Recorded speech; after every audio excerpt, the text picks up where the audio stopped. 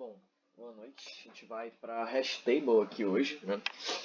E o código é muito grande, o tempo é meio curto, então vou tentar ser breve. Ok. Vamos lá. A primeira coisa que eu fiz foi estruturar os nós da Hashtable, vamos dizer assim, né? A primeira aqui é para linked list, porque no caso a gente está usando o método de colisão do. Deixa eu até olhar aqui na coisinha, o separate chaining, né? A gente tá. A gente usa listas encadeadas, então eu deixei uma estrutura simples aqui. E logo abaixo fiz um open hash, né, vamos dizer assim, que funciona para os outros métodos de colisão. Tá. Feito isso, eu deixei aqui escrito para eu poder lembrar, né? Porque os parâmetros aqui do constructor da hashtable, né, ele tem suas peculiaridades, então eu deixei separado, né? Então as colisões a gente tem o linear probing, o separate chaining e o double hashing. Acabou ficando para baixo aqui, né? Mas enfim, isso aqui é uma coisa só. E aí tem as strings aqui que definem, né? E os tipos de hashing tem o universal hashing, division hashing, multiplicative hashing, polinomial e o linear. E o tipo 2 aqui, né? Porque tá aqui pro final, o tipo 2 eu deixei para usar o double hashing. Fora isso, o que mais que tem para explicar aqui no constructor? Ah, tá. Tem algumas coisas assim. Esses primos eles vão ser referentes ao universal hashing, né? Mas principalmente esse primeiro aqui. E é isso, basicamente, né? Quando estrutura, os dados eles estão sendo armazenados no array, sempre no array. Aí aqui tem as colisões, né, as verificações, e tem um ponto importante, né? O load min e o load max, né, vamos dizer, é a razão entre a quantidade de valores que tem e o tamanho da hash table. Só que para isso tem um problema. Como o fator de crescimento dessa tabela é 2, ou seja, quando estoura o load máximo ele dobra e quando estoura o load mínimo ele divide pela metade, eu precisei colocar algumas limitações para que ela funcione mesmo, né? Tipo, para que a matemática bata no fim das contas. Então, o load mínimo precisa ser maior do que 0,5 e o load máximo sobre o load mínimo precisa ser maior ou igual a 2. Ele até funciona se isso aqui não for, mas conforme as coisas vão escalando, pode ter algum problema no meio do caminho. E para realmente manter saudável a hashing table, eu preferi deixar essas limitações para que não hajam problemas para testes de quantidade maior de valores, né? E aqui tem o load, né, que isso aqui vai ser sendo guardado. Ele inicializa em 0, mas isso é irrelevante, porque logo depois do primeiro insert ele vai calcular esse hashing, então isso já vai ser alterado. E aqui tem as chaves e as entradas de dados, né, para poder fazer o rehash. Então, toda vez que entra ou deleta um dado, né, uma chave, eu acabo armazenando no array, o que acaba sendo um pequeno problema, eu suponho, mas no fim das contas o rehash tem que criar uma tabela nova mesmo, então ela já está aqui de toda forma, né? É bom que eu acabo não precisando das duas o tempo todo. Não precisando criar uma segunda, né? Eu apago uma e crio. Quando eu estiver explicando o rehash vai funcionar melhor. E aqui é para caso o hash seja universal, a gente usa aqui o primo 1 para gerar os outros, né? Então, aqui eu vou estar... Bom, essas aqui são as funções de hashing, né? Então aqui eu tenho hash polinomial, eu deixei aqui em 65 porque sim, é um valor arbitrário. E aqui ele vai, né, fazendo ali as contas, né? Aqui ele divide pelo tamanho, aqui ele faz a multiplicação e divide pelo tamanho, enfim. Tudo isso ele vai estar fazendo realmente os algoritmos de hashing, né? E como é uma, uma coisa que o usuário consegue customizar, tem aqui, né, para poder o usuário escolher o hashing que ele vai estar. Então, quando você define lá no constructor, é essa função aqui que ele vai estar definindo, né? E...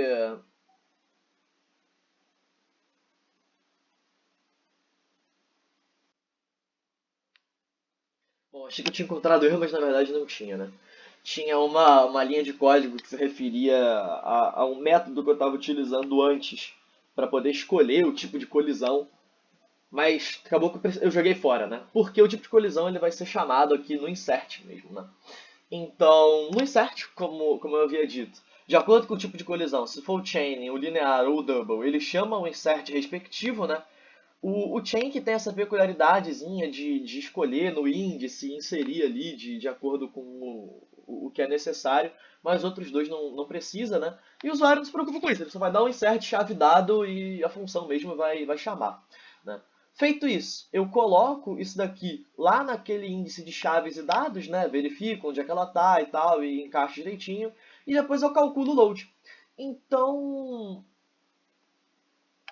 ao calcular esse load aqui, é onde realmente eu posso colocar zero lá em cima, que não vai ser um problema. Porque ela vai calcular isso e vai verificar se está tudo certo, né? Aqui é o find, que vai fazer mais ou menos a mesma coisa, né? Ele retorna de acordo com a chain, a linear ou a double, e o delete, a chain, a linear ou a double, e ele deleta do array de chaves, do array de dados, e calcula o load também, né? Então, o que a gente tem? O insert na chain, né? Basicamente aqui eu crio uma lista encadeada nova e eu insiro essa lista encadeada no próximo, né, no next da lista encadeada, nesse atributo aqui, né, no próximo dela.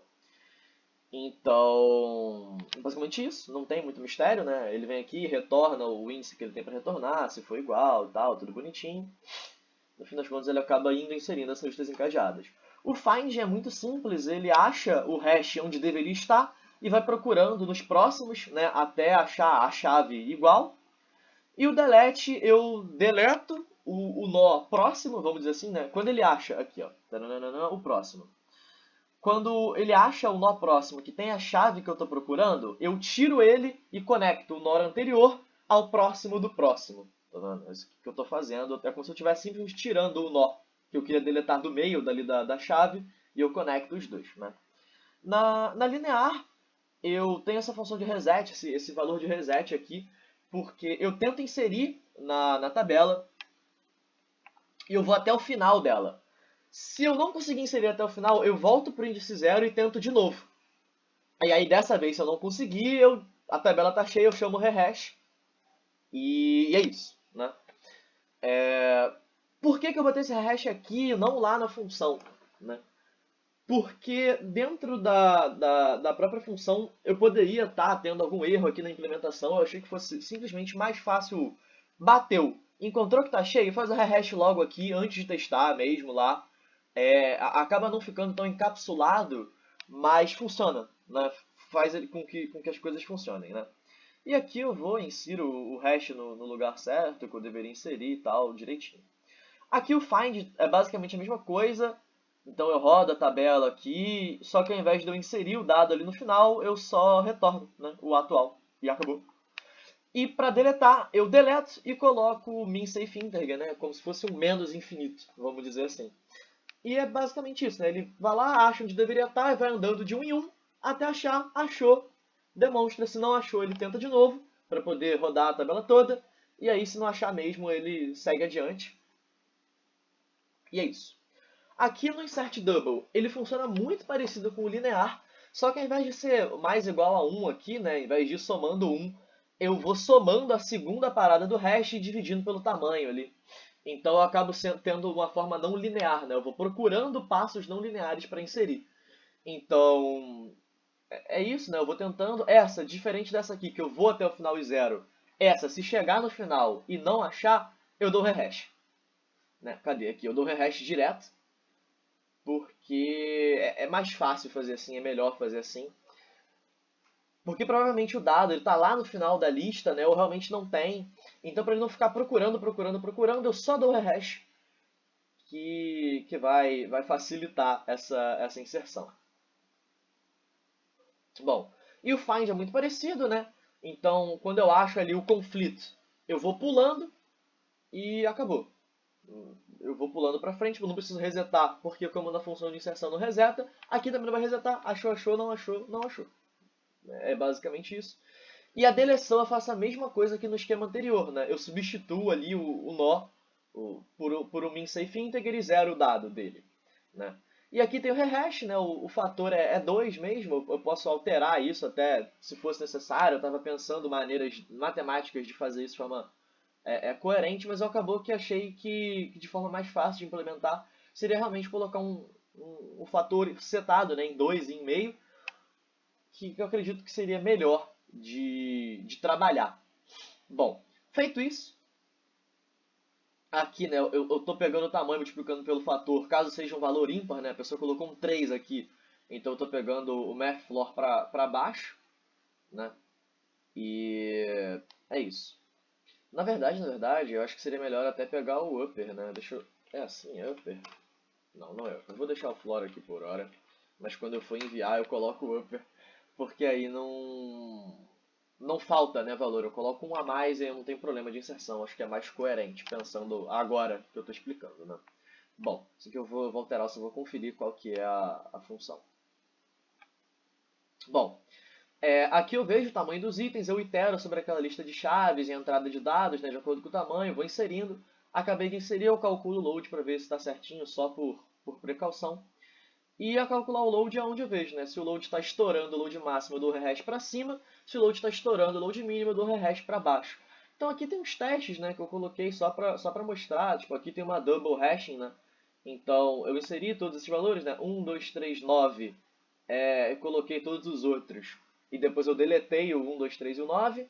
Então se for olhar aqui, ela dá o rehash, né, para baixo. Então, quando eu deletei, ela viu que precisava, tipo, que 8 era o suficiente, então ficou. Mas se eu apagar esses valores aqui, ó, ela vai ter todos os valores, né? 1, 2, 3, 230, 9 e tal. Então, o rehash ele acaba funcionando nesse caso. Aqui, na linear, né, vai ter mais ou menos o mesmo esquema, então eu posso apagar esses valores aqui, que ela vai estar com todos eles direitinho, né, também no esquema do linear. E aqui, né, eu vou ter listas encadeadas, mais ou menos a mesma coisa, se eu deleto esses deletes aqui. Opa, isso aqui não era pra ter aqui não. Meu Deus, de novo. Se eu deleto ali o delete do 1, 2, 3 e 9, eu vou ter aqui, né, as links de listas, o 9 até tá apontando para frente porque deu conflito. Não. Então, mantendo sempre aí de forma coerente os valores, né? Eu acho que isso eu consigo explicar, né? Apesar do tempo, não dá para realmente ficar destrinchando o código, mas eu acredito que ele esteja bem claro, com exceção de alguns ifs e repetidos que tem, né? Mas a maioria deles é simplesmente fazer a verificação de alguma coisa que eu possa ter deixado passar, né? Então, esse código ele possivelmente está pecando em alguns lugares por estar verificando de novo alguma coisa, ou tá por excesso, vamos dizer assim, né? Onde eu estou preferindo pecar. Ele verificar alguma coisa a mais do que não verificar e acabar parando de funcionar. Bom, e com isso acho que eu consigo mostrar aqui, né, todas as coisas funcionando direitinho, as funções de hashing é só mudar mesmo ali, mas os principais que eu acho que são os tratamentos de colisão eu consigo verificar que está funcionando, a inserção e deleção direitinho, né? Então até por precaução aqui dá um teste.find 230, né? Então aqui eu consigo, tá vendo, retornar o 230 certinho, isso vai acabar acontecendo nas outras, né? E é isso. Acabou.